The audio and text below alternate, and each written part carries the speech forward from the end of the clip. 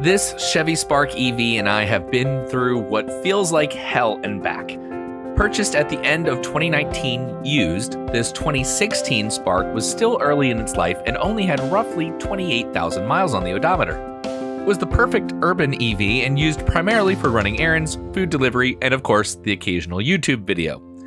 Even though it was rated with an 82-mile EPA range, that didn't stop me from taking several longer trips with it, the longest being a 550-mile road trip with my daughter just to prove that it could be done.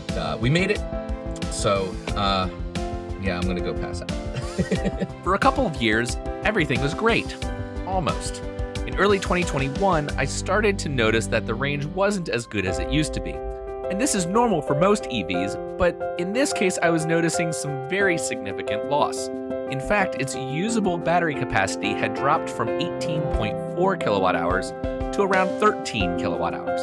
And that being said, while driving more efficiently, I could still hit the 82-mile range, but then I started to notice that it was having problems when the battery's state of charge was very low. Twice, while displaying mileage remaining, usually around 2 miles or so, the car would lose all propulsion power and would leave me on the side of the road waiting to be towed home. However, because the diagnostic light wasn't illuminated, Chevy dealerships told me they couldn't or wouldn't touch it. Frustrated, knowing there was a problem, I would continue to drive the car for a few months until one day the light came on and I was able to pull the diagnostic codes and verify that there was in fact an issue with the battery system. So I've got it floored now, and the car is only allowing 1 kilowatt of power. At least that's what it's saying. So I've got it floored.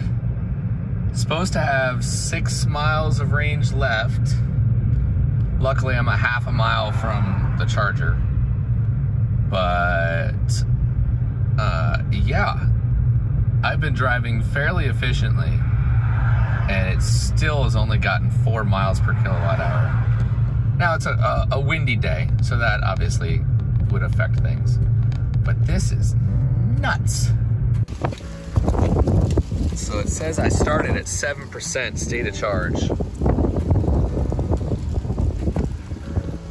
which means that below like 10%, I've got no propulsion, or very, very little.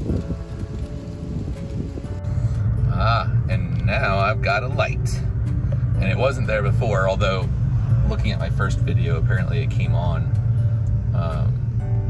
for all of this. So yeah, we'll see what kind of problems I actually have. My code reader's at home, so I can't figure out what's causing this now, but I might need to call the dealership. P0A7F refers to the high voltage battery and indicates that the ECU has determined the battery has deteriorated. I arranged to have the dealership team diagnose the problem, confirm my findings, and service the car as needed. After an exchange that lasted multiple weeks, and I won't get into the details, but I was very upset with the lack of professionalism, the dealership assigned the problem to the 12-volt battery and not the high voltage battery, and said that the 12-volt battery needed to be replaced. However, I had just done that a month before. Of course, it is possible that I received a bad battery, so I went ahead and replaced the 12-volt battery again. The dealership then cleared the diagnostic codes and said my problem was solved.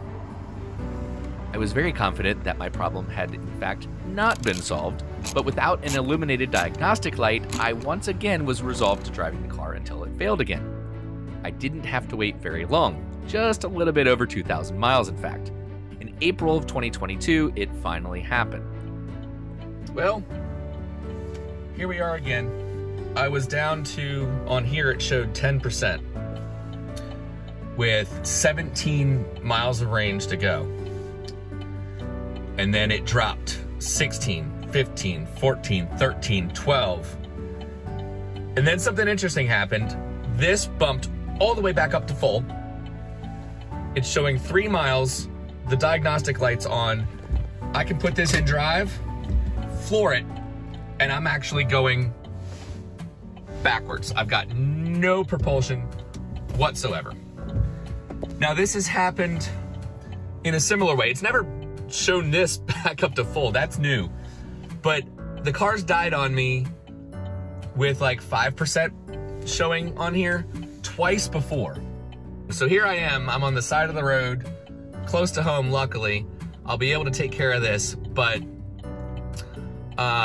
yeah, this is not, this is not okay. This car needs to get fixed. It should be under warranty. I need to get it to the dealership, and somehow I need to make sure that that light stays on, so when I get it there, they can actually diagnose it properly. But yeah, there's my 2-minute rant. Yeah. All right, so I'm on my way to the dealership, and I don't know when they would even have a chance to take a look at it, but I really want them to at least pull the codes today so that there's a record and proof of what the problem is. I pulled it myself, but of course the dealership doesn't recognize that. You know, they need to do the diagnostic work on their own. But just dropped off the Spark here at CMA's Colonial Chevy in Chester, Virginia. Skylar McCarter, the assistant service manager, actually was the one to help me out. Very friendly, very informative, very professional. So I'm happy to work with him, and hopefully the experience here with Colonial Chevy will be a lot better than previous experiences I've had with other dealerships that will go unnamed, because I don't like to badmouth everybody. But if it's good, I will absolutely share that 1000%. I've heard really good things. Yes, this dealership's a bit further from home than actually 2 others are closer to me. But I've heard that CMA wants to be the leaders in Virginia when it comes to EVs. So naturally, where else am I going to take my EV when it needs some manufacturer support? And that really, at this point, is that's where I am. I need, you know, the dealer to take a look at things, because I still have time left on the battery and powertrain warranty. Chevy has a 8-year, 100,000-mile warranty for the Spark EV. I'm at 76,000 miles, and of course it hasn't been 8 years. So I'm keeping my fingers crossed. I don't know exactly how things are gonna work out, what's wrong or any of that. I do know the codes that it threw, but it's all up in the air. So I'm keeping my fingers crossed, and we'll see how things go. I won't go into details in this video, but there was quite a fight with GM about what to do next. Initially, the company said that there were no high voltage battery packs available for the Spark EV, the part had been discontinued, and my only course of action was to go through a buyback process. I wrote a fairly extensive article about that. After speaking with the company further, they committed to repairing the car, and other Spark EVs as well, and that I didn't have long to wait. I waited 4 months. During this time, the service staff at the dealership provided me with a loaner vehicle and stayed in constant contact with me, even though there was no update to the situation. I have to say that I have never had a more pleasant experience with any car dealership ever, and I would recommend CMA's Colonial Chevy to anyone in the Central Virginia area. After 4 months, I finally got the phone call I was waiting for. My car was fixed and ready to be picked up. The funny thing, though, is that my battery pack wasn't replaced, just the battery cells and one of the control modules.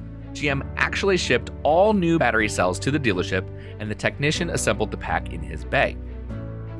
While the technician who worked on my car couldn't say for sure, we think that one of the cells of the high voltage pack had gone bad, and as a result caused the entire system to fail. Considering that the car wasn't even 8 years old and had less than 100,000 miles on it, all of the work was covered under warranty, and I didn't have to pay for anything except for the gas for the loaner vehicle. Now, everything is great. In fact, the car is doing better than it ever was but when I had it before. I have checked my battery capacity, and it is restored to a like-new condition of 18.4 kilowatt hours. The car has been achieving 4.4 miles per kilowatt hour in efficiency, even with my very inefficient aftermarket tire and wheel combo. And after a little bit more than 2,600 miles on the new reinstalled pack, I can go back to having fun with the car the way I really like to.